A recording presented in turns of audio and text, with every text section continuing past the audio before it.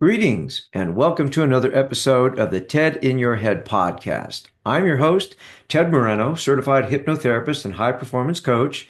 What I do, and I've been doing it for 21 years, is I use the tool of hypnosis to help people change their minds. Sound interesting?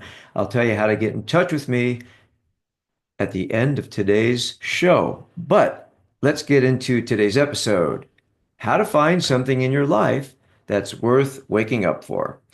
So I had a listener reach out to me with a question, and here was her question. I'm having a hard time waking up in the morning. I feel like there is nothing to look forward to. I'm not depressed, I'm happy, but how can I go about finding something in my life that's worth waking up for? I know about exercise and finding a hobby and eating well. I'm talking about steps to discover my passion or passions. Well, thank you very much for your question, listener. Let's unpack this. So, she says she's not depressed, which is important because if she was depressed, we would be having a different conversation, right? People that are depressed have trouble getting up in the morning. But really, what she's talking more about finding is a passion that creates excitement, gives her something to look forward to, that something that gets us out of bed as opposed to getting up and like looking forward to the same old, right? Okay. So I want to stop though.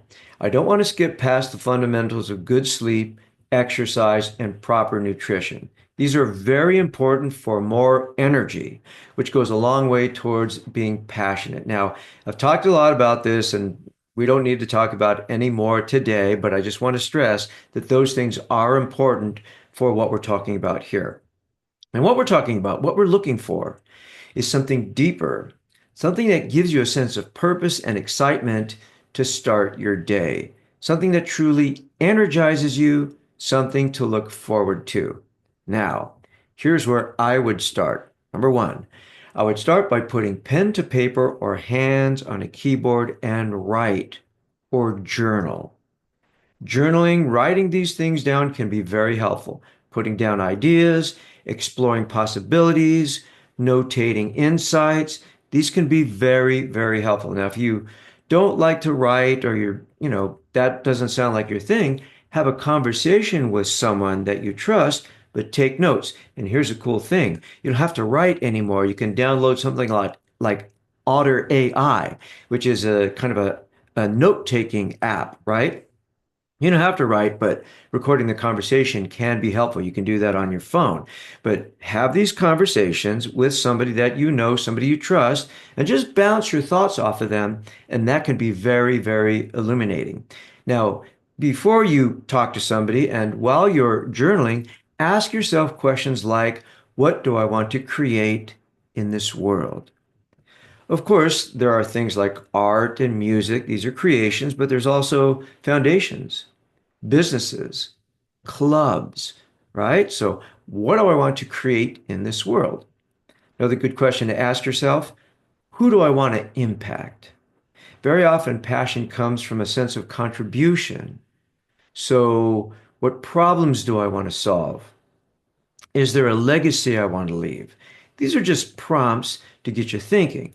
But there is great value, I would suggest, in writing stuff down, having that notated so you can go back and revisit and build on it, or having conversations with people that you record and hold on to for later reference. Okay. Here's the second thing I would do. Number two, reconnect with what used to inspire you. So think back to times in your life when you felt the most engaged, the most alive. What were you doing? Who were you with?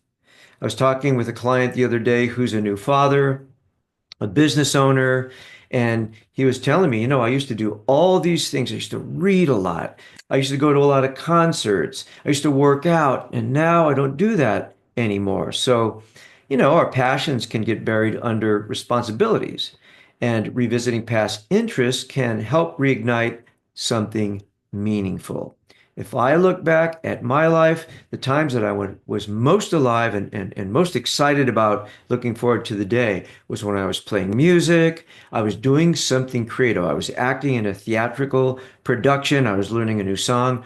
Those were the things when I was super, super excited about life. So trying to do more of that these days. And it's important to understand this is a process of exploration. You kind of have to do a bit of work.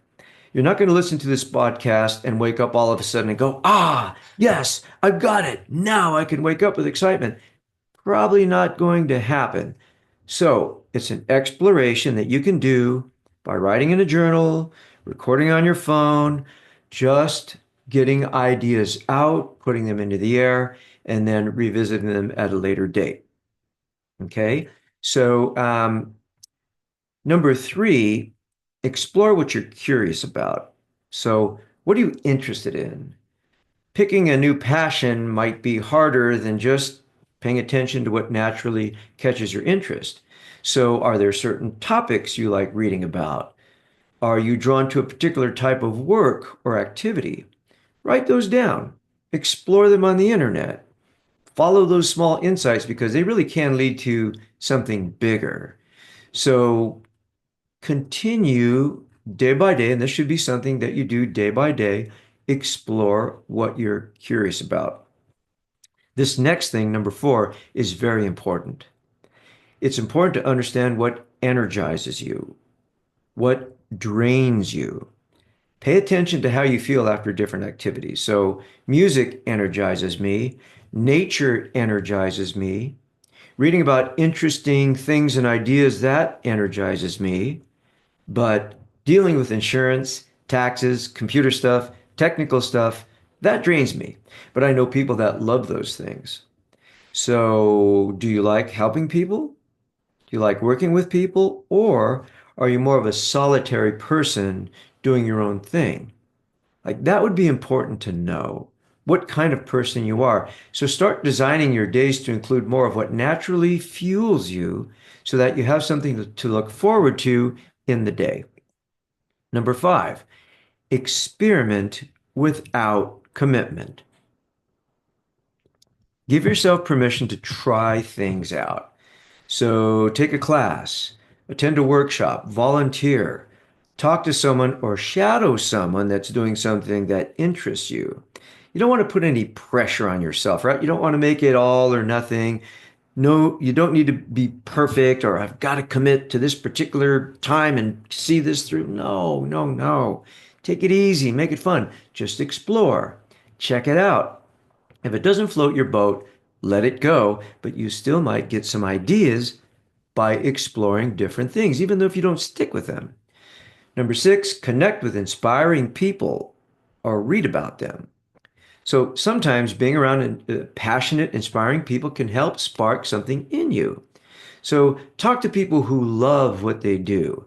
Ask them what excites them, how they found their path, and what keeps them going.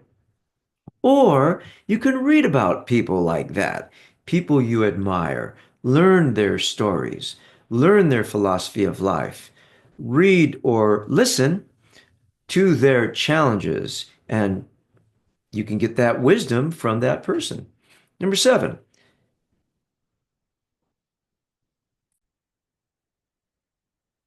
set small goals that are exciting. Read or listen to a book.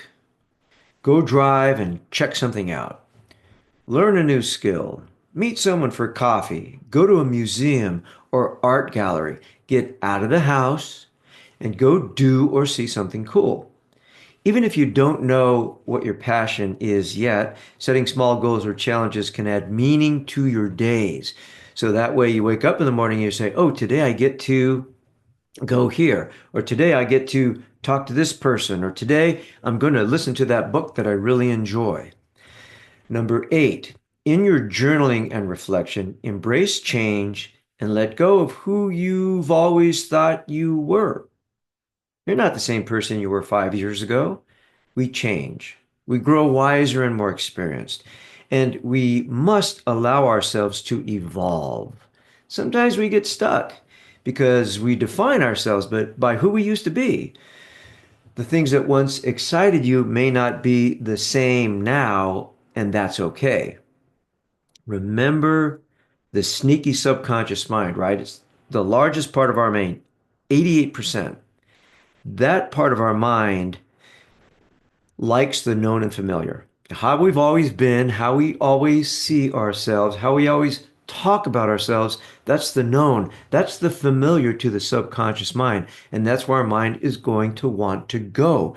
Something new, something unfamiliar, that's kind of scary to the subconscious mind. And that's why we have so much resistance to trying something new. So realize that even though it may not be completely comfortable, you can move through it. So that's important to understand that your subconscious mind is going to work against you. It's going to want you to do what you've always done. So you need to be courageous. You need to get through resistance and really commit to getting out and doing something different. Give yourself permission to have beginner's mind. So don't be afraid to start something and not be good at it. George Bernard Shaw said, life is not about finding yourself, life is about creating yourself. We are creators, many creators in the flesh, and I believe our job is to create this experience of life. Number 9, recognize that passion often comes from taking action, not just thinking about it. So you don't have to wake up one morning with a lightning bolt realization. This is it. This is what I'm going to do. This is my passion. Yay. No, probably not going to happen. It might. I wouldn't wait for it. Passion usually grows from engagement. Start doing things and see where they take you. Next, number 10, talk to your subconscious mind using positive affirmations. I believe that positive affirmations before and after bed are very powerful. This is a way to get your subconscious mind familiar with new ways of thinking. Positive affirmations. I am becoming. Some people are more comfortable with you are or you're becoming. Figure it out. But what you say to yourself is profoundly important. So don't understand the power of your own words to yourselves. Remember that we're in hypnosis first thing in the morning and last thing at night. So those are excellent times to give yourself these positive affirmations. So talk nicely to yourself and supportively to yourself. Well, that's what I have for you today.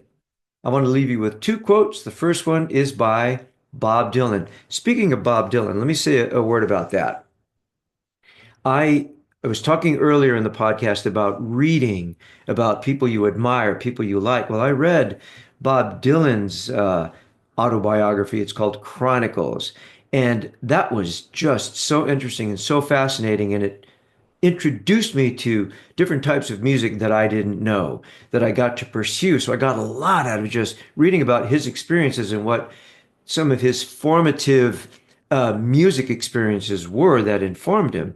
I also read Elvis Costello's autobiography, um, Unfaithful Music and Disappearing Ink, something like that is the name of the book.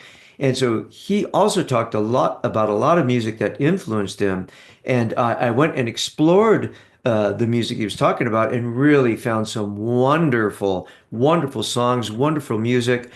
For example, one of the tunes he mentioned was Anyone Who Had a Heart, which was done by Dusty Springfield and Linda Ronstadt. So I love that song. You know, that I discovered this new song that I loved and I was playing it all the time. And my kids started to like it, you know, and they would sing it in karaoke. And then my daughter ended up learning the song and recording it in a studio. So an example of reading about somebody that inspires you and opens new doors, very important. So here's the quote by Bob Dylan. He not busy being born is busy dying. That's a lyric from Bob Dylan's song, It's All Right, Ma, I'm Only Bleeding, which is a very interesting song. Check it out. Every day we are born again. Try to have your very first thoughts be positive thoughts like, thank you for a brand new day.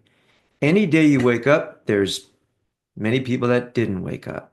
So be grateful for having another experience of a new day and actually have that in your mind when you first wake up. Next quote is by George Bernard Shaw, who said, we don't stop playing because we grow old. We grow old because we stop playing. Isn't that profound? Life is meant to be enjoyed. Find time to play, explore, try stuff, and learn. And if you need help connecting to that passionate part of yourself, if you're having trouble getting up in the morning, feeling excited and looking forward to the day, you can request a complimentary consultation. You can go to tedmoreno.com/contact, send me a little email. I will get back to you within 48 hours. I'll answer any of your questions, tell you what hypnosis is, what it isn't, and how we might work together. And if you're ready, we can schedule your first session. Okay, so thank you so much for listening. Take good care of yourself and somebody else. Bye now.